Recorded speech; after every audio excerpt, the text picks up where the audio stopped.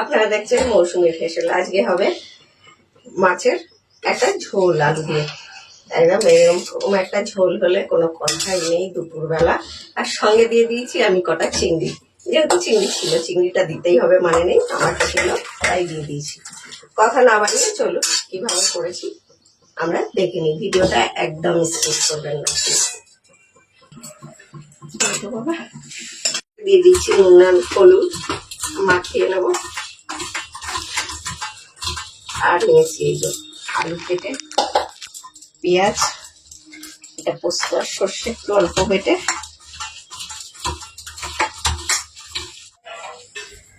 সাদা তেল, একটু নুনটা দিলে কি হয় মাছটা তেলটাও ছিটকাবে না আর উল্টানো যাবে ভালোভাবে।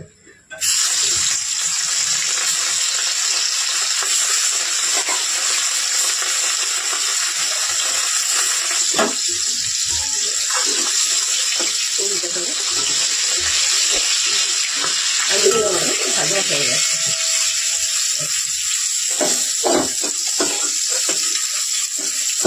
আগে একটাই গরম করেছে, এসেছিল বাড়িতে কাঁকড়া, বাপরে গরমে কাঁকড়া খাওয়া একদম। আলুটাও ভেজে নেবো মাছের তেল, কাঁকড়া কম ভালো লাগে।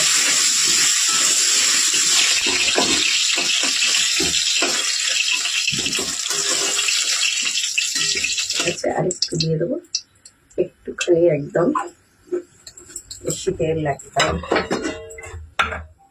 দিয়ে দেবো একটা গোটা জিরে, দুটো লবঙ্গ, একটা দারচিনি, এক টুকরো দারচিনি আর একটা ছোট এলাচ। মুখটা ফাটিয়ে দিই নাহলে ফেটে যাবে।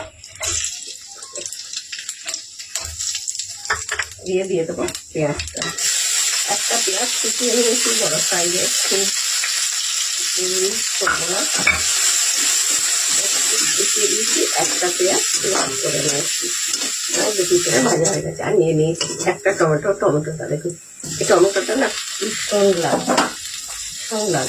এবারে টমেটো ছিল আগের দিন আমি একটা তরকারিতে দিয়েছি, এত লাল হয়েছে চিংড়ি পটলের তরকারি।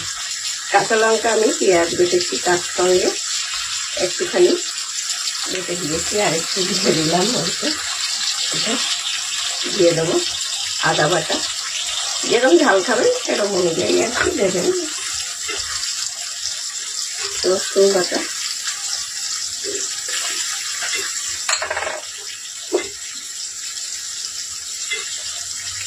ধনে গুঁড়ো,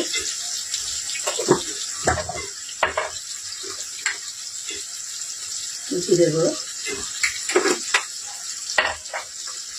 আর একটু গরম করে একটু গরম হলুদ, আর দিয়ে দেবো অল্প একটু কাশ্মীরি লঙ্কা। দেখলে একটুখানি দিচ্ছি, না দিলেও তরকারি এত দারুণ। দেবো নেবো করে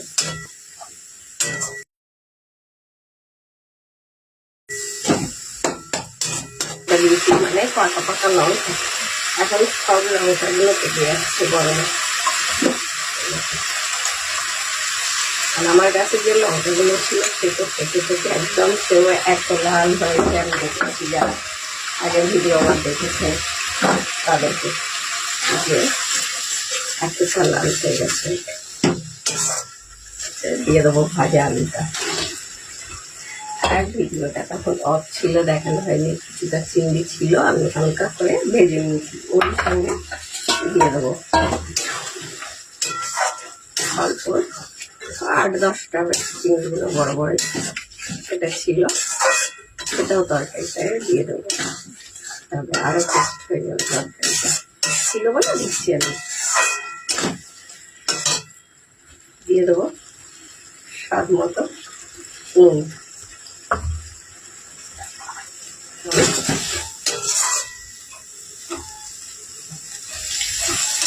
আমাদের কিন্তু আলুটা খুব ভালো করে ভাজা ছিল, আবার কিছুক্ষণ মশলার সঙ্গে কষে নিয়েছি, আর রান্নাটার সময় লাগবে না,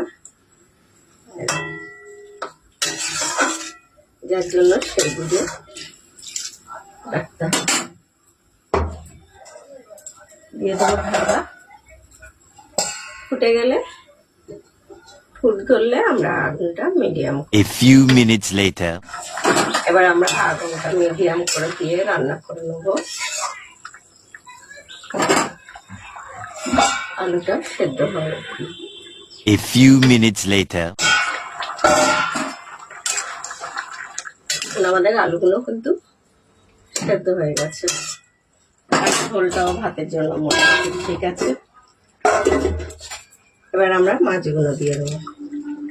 আর এই যে চিংড়িগুলো, যেগুলো আগে দিয়ে আমি একটু ভেজে রেখেছিলাম, ওগুলোও দিয়ে দিলাম মাছের মধ্যে। এটা দিয়ে রান্না করে নেব। A few minutes later. মাছটা দিয়ে একটুখানি রান্না করে নিলে তাতে মাছের মধ্যে মশলা টশলা ভালো হচ্ছে না। আমি দিয়ে দেবো গরম মশলা। যারা সঙ্গে ছিলেন, যে সকল বন্ধুরা, অনেক অনেক ধন্যবাদ। যদি নতুন বন্ধুরা দেখে থাকেন তাহলে প্লিজ পেজটিকে ফলো দিয়ে নেবেন। ইউটিউবে দেখলে চ্যানেলটা সাবস্ক্রাইব করবেন, পাশে থাকা বেল আইকনটা ক্লিক করতে একদম ভুলবেন না। আমাদের রান্নাটা এখানে হয়ে গেছে। সবাই সুস্থ থাকবেন, ভালো থাকবেন। আজকের মতো সবার কাছ থেকে বিদায়। আর এরকম নিত্য নতুন রেসিপি দেখতে গেলে দেখতেই হবে মৌসুমী। বন্ধ করে দিলাম শুধু দুপুরবেলা খাওয়া দাওয়া।